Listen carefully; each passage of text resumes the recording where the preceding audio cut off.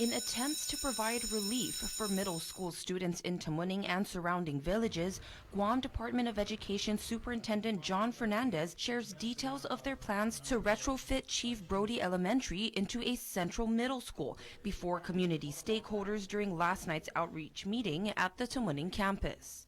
So when the mayor and the Municipal Planning Council asked us to look at a central middle school, the board decided that we ought to give it a look.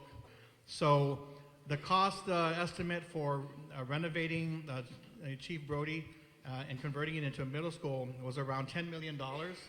According to Fernandez, the cost would be split between initial renovations such as canopy replacements, facility upgrades, improvements to parking, expanding the campus's existing cafeteria, bringing their restrooms up to middle school code, and eventually constructing a gym, a 10-month, two-phase project, according to the superintendent. So all in all, that amount comes to about $4.6 million for the basic renovations, just to get up to to be able to open up as a middle school, and then the remainder of that, ranging from $4 to $6 million, was the gym. However, additional concerns expressed were also addressed, particularly plans for schools down south and the relocation of teachers currently at Chief Brodie. So one of the issues that I know that the Vice Speaker raised about a K-8 school is that it makes sense when you have low enrollment, but you need to invest in facilities.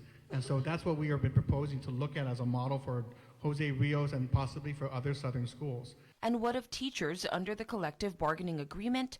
To this, Fernandez says that as confirmed with the union president, steps have been outlined to ensure that GDOE employees are given fair treatment and preference in terms of placement should the conversion of Chief Brodie begin. At the end of the day, school officials remain steadfast in their plans to proceed with the project to address deeply rooted concerns of the community. You know, this has been discussed for 30 years.